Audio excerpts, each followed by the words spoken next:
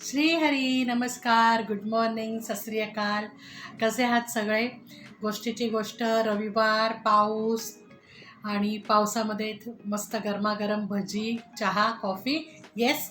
तर सगळ्यांना आजच्या रविवारच्या खूप खूप आनंददायी शुभेच्छा. छान राहा, मस्त राहा.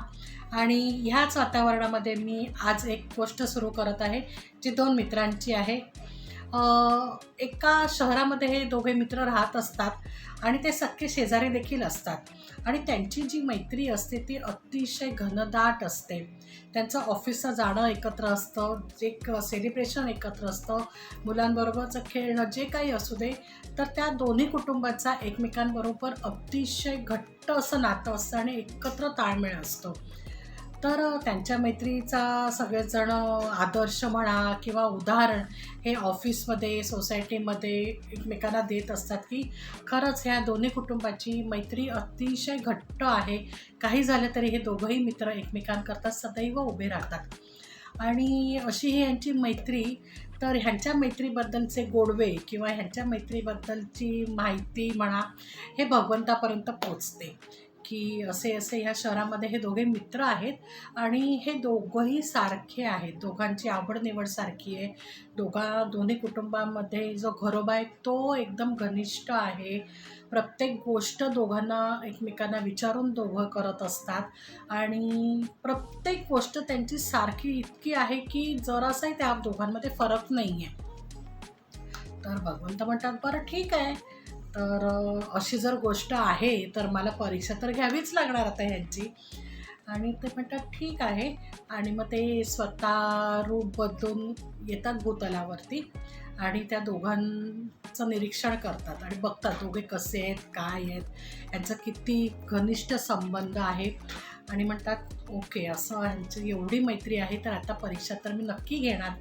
आणि असं म्हणून एका रात्रीमध्ये भगवंत असं काही काम करतात किंवा अशी काही जादू करतात आणि दुसऱ्या दिवशी दोघं जेव्हा सकाळी उठून ऑफिसला जातात तर दोघांनाही एकत्रितपणे ऑफिसमधनं काढलेलं असतं. दोघांनाही सांगितलं असतं की तुम्ही आता ह्या ऑफिसमध्ये काम करायचं नाही आणि तुम्ही जाऊ शकता आणि हा इतक्या दिवसांचा तुमचा पगार आहे, हा घ्या आणि तुम्ही निघा. तर दोघंही अचंबित होतात आणि म्हणतात असं कसं झालं, म्हणजे कालपर्यंत सगळं ठीक होतं आणि आपल्याला काहीच पूर्वकल्पना नाही बॉसने दिलेली की तुम्ही उद्यापासून ऑफिसला यायचं नाही. मग ते विचारत आमच्याकडून काही चूक घडली का दोघांकडून. तर त्यांचे जे बॉस असतात ते म्हणे मी ते तुम्हाला सांगणार नाही, तुम्ही आत्ताच्या आत्ता ऑफिसमधनं बाहेर जा. आणि दोघंही तोंड टाकून असं घरी येतात. तर दोघांच्या घरामध्ये विचारलं जातं की काय झालं. तर दोघंही सांगतात की आम्हाला ऑफिसमधनं काढून टाकलं आहे, आता आमच्याकडे जॉब नाही आहे. तर निश्चित चिंतेचं वातावरण आहे की कसं होणार, काय होणार. पण दोघंही म्हणतात ठीक आहे, काढलं तर काढलं, आपण दुसरा जॉब शोधूया. आणि दोघंही नवीन जॉब शोधण्यासाठी प्रयत्न करतात, वेगवेगळ्या ठिकाणी इंटरव्ह्यूला जातात, पण त्यांना यशच येत नाही. नेहमी ते निराश होऊन दोघंही येत असतात. दोघंही म्हणतात की आता करायचं काय. तर म्हणे ठीक आहे, अजूनही आपण दिवस काढू शकतो. आपल्याकडे जी काही बँकेमध्ये तुटपुंजी आहे रक्कम, त्याच्यावरती आपण घर सावरू शकतो आपलं. आणि दोघंही म्हणतात की मिळणार आपल्याला नोकरी. असं करत करत 15 दिवस जातात, 20 दिवस जातात, महिना जातो, 2 महिने जातात. आणि त्याच्यामध्ये होतं काय की एकाचं जे मानसिक खच्चीकरण आहे ते व्हायला लागतं. तो अतिशय निराश व्हायला लागतो. तो प्रत्येक गोष्टीचं टेन्शन घ्यायला लागतो. प्रत्येक गोष्ट तो कॅल्क्युलेट करायला लागतो, की अरे आता एवढेच पैसे राहिले, आता हा खर्च आहे, तो खर्च आहे, आपल्याला मुलांची फी भरायची आहे आणि तो प्रत्येक गोष्टीमध्ये जमा खर्च आणि त्याच विचारांमध्ये आणि तो हळूहळू डिप्रेशनमध्ये जातो. आणि दुसरा जो असतो त्यालाही सेम खर्च असतात. त्यालाही मुलांच्या शाळेची फी असते, रोजचा संसार असतो, बरेच खर्च असतात. पण तो आनंदी असतो. तो असा अजिबात विचार करत नाही की अरे आता बँकेत बघूया आता किती पैसे उरलेत, मग आपण किती हिशोब करायला पाहिजे, कसा पैसा खर्च करायला पाहिजे. तो व्यवस्थित शांतपणे आपलं आयुष्य जगत असतो. आणि त्याला विश्वास असतो की आज नाही तर उद्या मला ही नक्की नोकरी मिळणार आहे आणि माझं काम होणार आहे. कारण मी जे काही काम पूर्वी केले ते प्रामाणिकपणे काम केलेलं आहे. मी कधीच कोणाला फसवलेलं नाही.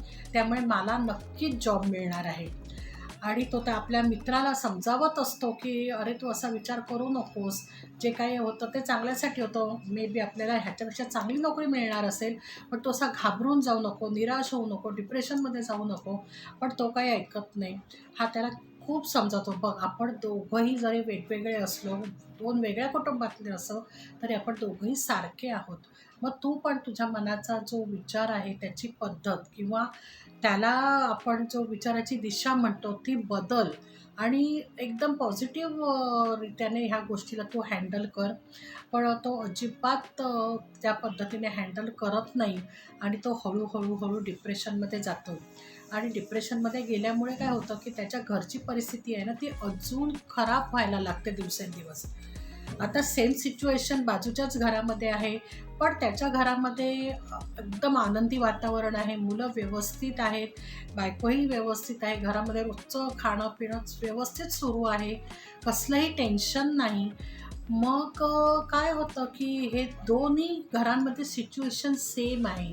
दोघांच्याही घरातलं कौटुंबिक वातावरण सेम होतं, पण आता त्याच्यामध्ये जॉब केल्यामुळे बराच फरक पडला आहे. आणि जो मित्र आहे आनंदी मित्र तो विचार करतो की अरे आम्ही दोघं एवढे सारखे असून सिमिलर असून हा एवढा निराश का झाला आहे, ह्याला मी एवढं समजावतो, हा का माझं ऐकत नाही आहे. तर ह्या ठिकाणी असं आहे की भगवंताने दोघांची परीक्षा घेतली, एकच सिच्युएशन दोघांच्या घरी निर्माण केली.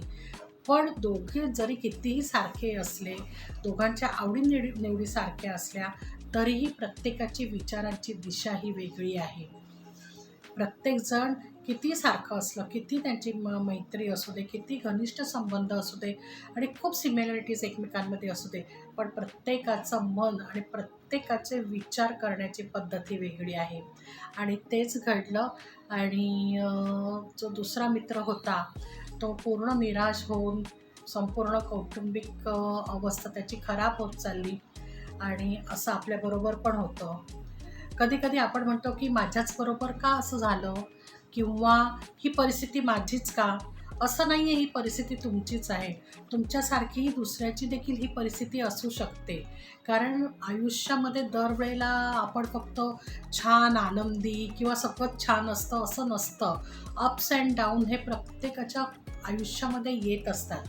पण आपण ती सिच्युएशन कशी हँडल करतो, त्या सिच्युएशनला आपण कशाप्रकारे पॉझिटिव्हली घेतो आणि जरी तिकडे अतिशय आपण म्हणून निराशजनक परिस्थिती आहे, तरी पण तिकडे पाहण्याचा दृष्टिकोन आपला कसा आहे आणि त्याच्यातून आपल्याला कसा मार्ग काढायचा आहे, हे जेव्हा आपण शिकतो, त्यावेळेला जरी आपली कितीही वस्तुस्थिती किंवा परिस्थिती खराब असली, तरी आपल्याला एक कुठला ना कुठला मार्ग हा मिळतो. कारण आपण जो विचार करतो, आपली जी विचारांची दिशा आहे, आपला जो दृष्टिकोन आहे, तो आपल्याला पॉझिटिव्हिटीकडे घेऊन जातो आणि ती परिस्थिती बदलण्याची धमक किंवा ती ताकद किंवा ती मानसिक शक्ती जी आहे ना, ही आपल्यामध्ये आहे आणि ही आपण शोधायची असते. पण जर तुम्ही त्या सिच्युएशनकडे किंवा त्या परिस्थितीकडे नेहमी निगेटिव्ह बघणार किंवा रडत बसणार की ही माझीच परिस्थिती आहे, मी ह्याच्यातून कधी बाहेरच पडू शकत नाही, मी गरीबच आहे, माझं काहीच होऊ शकत नाही, हा ॲप्रोच तुमचा असेल आणि त्या परिस्थितीकडे बघण्याचा दृष्टिकोन हा निगेटिव्ह असेल, तर कधीच तुमची मानसिक ताकद ही वाढू शकत नाही आणि कुठल्याही सिच्युएशनमध्ये तुम्ही बाहेर पडू शकत नाही. तर हे ह्या गोष्टीचं सार आहे की परिस्थिती कुठलीही असू दे, आपल्याला नेहमी स्टेबल राहायचं आहे. छान परिस्थिती असते, सगळं छान असतं, मस्त असतं, त्यावेळेला सगळेच जण सुखी असतात, आनंदी असतात.